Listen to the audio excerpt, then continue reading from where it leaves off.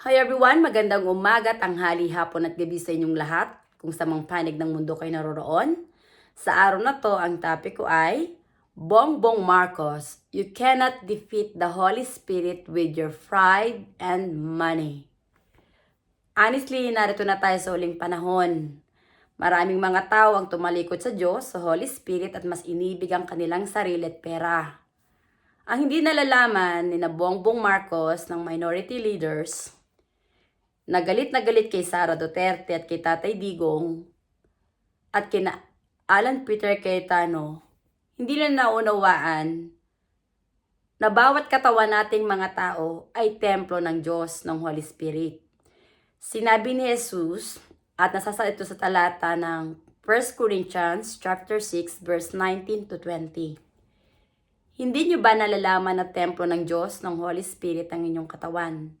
Hindi kayo nabubuhay para sa sarili nyo lang.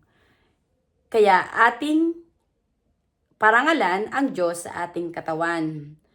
Honestly, yung mga mahal natin sa buhay na mga nawala na dito sa mundo, kaya sila lumisan ay dahil umalis na yung espiritu ng Holy Spirit sa katawan nila, kasama yung kanilang kaluluwa. Ang ating kaluluwa ay siyang buhay, espiritu na tinanggap natin sa Holy Spirit. Ang Holy Spirit ang puno ng buhay. Pag kinalaban mo ang Holy Spirit dahil mas minahal mo ang sarili mo at pera, mamamatay yung kaluluwa mo. Dahil gawa ng kasalanan, mahihiwalay ka sa Holy Spirit. Ang misyon ng aklat na to ay para magbahagi ng ebanghelyo sa buong mundo, na hulihin ang bawat kaluluwa ng tao na magsisi, tumalikod sa paggawa ng masama at magbalik loob sa Holy Spirit, para patawarin ng Holy Spirit ang kasalanan ng tao at malinis ang kaluluwa ng tao na kilalanin ng Holy Spirit na anak ng Diyos at kapatid ni Jesus sa Espiritu. Ang mga tao na mas naging maibigin sa mga bagay dito sa mundo, sa pera, o anumang material na bagay na nakikita ng mata, ay si Satanas ang nagahari sa puso nila. Dahil kung may pagmamahal ka sa buhay spiritual mo, mas papahalagahan mo ang espiritu ng Holy Spirit na nasa katawan mo, sa Kanya ka sasamba, at siyang kikilalanin mong Father na mga spiritual ng iyong kaluluwa. Dahil ang katotohanan, ang Holy Spirit na lumalang kay Jesus sa katawan ni Birheng Maria ay ang siyang Diyos Ama na parating kasama ni Jesus. Kaya sinabi ni Jesus, ako ay nasa Ama at ang Ama ay nasa akin. Ang aking mga salita ay hindi nagmula sa akin, kundi sa Amang nasa akin. Honestly, binago ng mga pare ang katuruan ni Jesus. Itinuro nila na si Maria ay ina ng Diyos. Pero kalapastanganan yan sa Holy Spirit dahil ang aral na yan hindi nanggaling sa Holy Spirit. Ang tawag ni Jesus kay Maria ay babae lang. Dahil si Maria ay tao lang, na pinahiram din lang ng buhay ng Holy Spirit.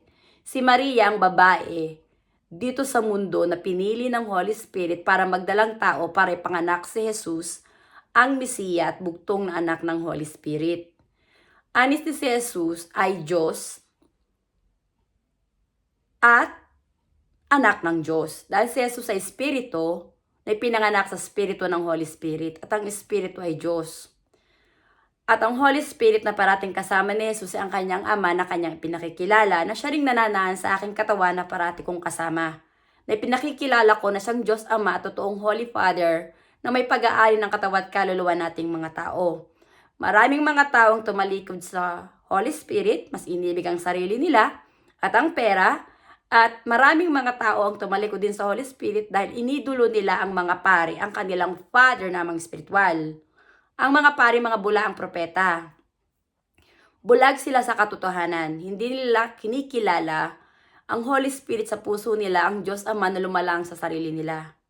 Bakos inidulo nila ang sarili nila na tawagin silang Father at hinihikayat nila ang mga tao na doon sumamba sa mga ribulto, santo-santo, Diyos-Diyosan. Which is kalapastanganan yan sa Holy Spirit dahil ang Holy Spirit, ang Diyos na lumalang sa ating mga tao, sa lalaki at babae, ang siya gumigising sa atin araw-araw. Hindi ang mga ribulto, santo-santo, Diyos-Diyosan na inukit lang ng kamay ng tao. Kaya hinihikayat ko ang mga tao na magsisi na, magbalik loob sa Holy Spirit. Sorry. At tanging ang Holy Spirit lang ang kilalanin na Diyos at amang espiritual para maging kapatid tayo ni Jesus sa Espiritu na pinanganak sa Espiritu ng Holy Spirit. Ang tanging kinikilala lang na Ama ay ang Holy Spirit. At kapag ang tao ay nagsisina at nagbalik loob sa Holy Spirit, malulupig yung kasalanan. At itong mundo na to na puno ng kaguluhan at kasamaan, magwawakas. Babaguhin ng Holy Spirit ang mundo natin. Narito tayo sa huling panahon. Si Bongbong Marcos ang pinakahuling Judas na presidente sa ating bansa.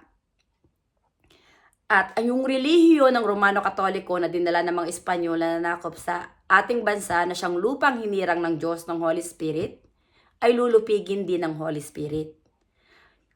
Ang mga tao na mananatiling Judas at suwail sa Holy Spirit, na ang sasambahin nilang Father na amang spiritual ay ang mga pare at ang kikilalan nilang Holy Father ay ang Pope, na mananatili silang sasamba sa mga rebulto santo-santo at Diyos-Diyosan, hindi sila patatawarin ng Holy Spirit.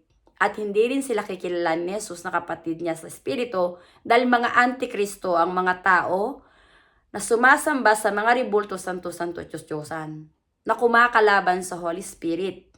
Si Bongbong Marcos, honestly, puppet siya ng mga pare, ng mga oligarko. At kinalaban ni Bongbong Marcos ang Holy Spirit na siyang Diyos lumalang din sa kanya. Honestly, si Bongbong Marcos, kahit patay na yung kanyang ama, tinraidor din niya. Dahil nagpaampon siya sa Judas at traidor na si Juan Ponce Enrile na naghudas sa kanyang ama. Ang puso ni Bongbong Marcos ang naghahari ang Judas at traidor na si Satanas, na walang paggalang at pagrespeto sa Holy Spirit na siyang Diyos na lumalang ng langit at lupa. Si Bongbong Marcos, ang pinakahuling pangulo, na lulupigin ng Holy Spirit sa ating bansa. Ang katawan ni Senator Alan Peter Cayetano ay templo ng Holy Spirit. Ibinabahagi ni Senator Alan Peter Cayetano ang mga salita ng Diyos. Maraming mga artistang bugok na mga mukhang pera na bayaran ng ABS-CBN na galit kay Tatay Digong ang nagagalit kay Senator Alan Peter Cayetano dahil nga nagbabahagi siya ng mga salita ng Diyos. Natural lang ng isang leader na may takot sa Diyos ang dapat mong panigan. Dahil ang taong may takot sa Diyos, hindi yan gagawa ng kasamaan na ikaw sasama ng kanyang kaluluwa at ng kaluluwa ng kanyang kapwa. Dahil alam niya na pagkatapos ng paglalakbay niya dito sa mundo, ang kaluluwa niya, babalik yan sa spirito para hukuman base sa iyong mga pananampalataya at mga gawa. At kung dito sa lupa, mas minahal mo ang sarili mo at pera katulad ng ginagawa ni Bongbong Marcos, at katulad ng mga paring bula ang propeta na iniibig nila ang sarili nila silang tawaging Father, at doon sila sumasamba sa mga rebulto santo-santo at Diyos-Diyosan, kasalanan nyo na walang kapatawaran sa Holy Spirit na magbubulig sa kaluluwa mo sa impyerno.